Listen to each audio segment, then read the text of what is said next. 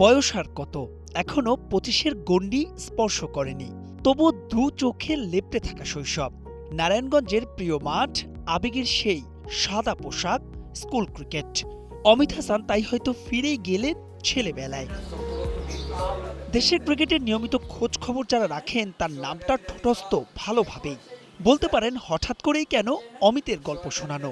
শুধু অমিত সম্ভাবনাই নয়, অমিত ভিন্ন কারণে এসেছেন আলোচনায়।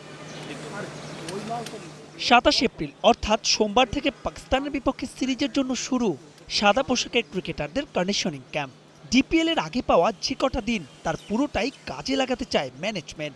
ক্রিকেটারদের যে লিস্টে অমিত আছেন ভালোভাবেই।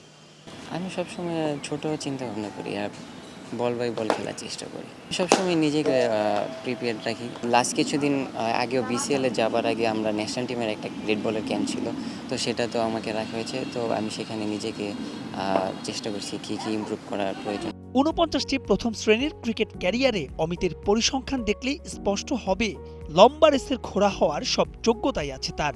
বিসিএল এর সবশেষ রাউন্ডে 162 রান। ফোন কলে নিয়মিত টিপসই মেলে অধিনায়ক নাজমুল শান্তর কাছ থেকেও। শান্ত ভাই ফোন দিয়েছিল, ওনার সাথে এমনি নর্মালি কথাবার্তা হয়েছে।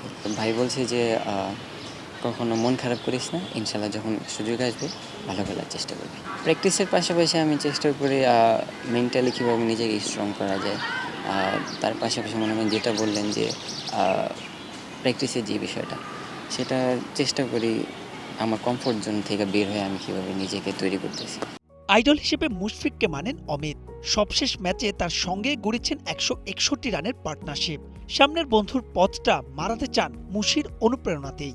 উনি বলছে যে এখন ভালো যাচ্ছে, এটা কন্টিনিউ কর আর মনোযোগ। ছোটোবেলা থেকে ওনাকে ফলো করি, সব জায়গায় আমি বলে আসছি উনি আমার আইডল।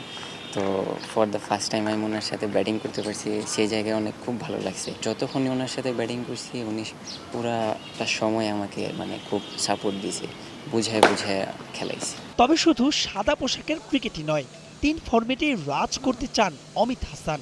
আসন্ন ডিপিএলে অগ্রণী ব্যাংকের জার্সিতে ধরে রাখতে চান বিসিএল এর ফর্ম। মাহবুব রেমন, স্টার নিউজ, নারায়ণগঞ্জ।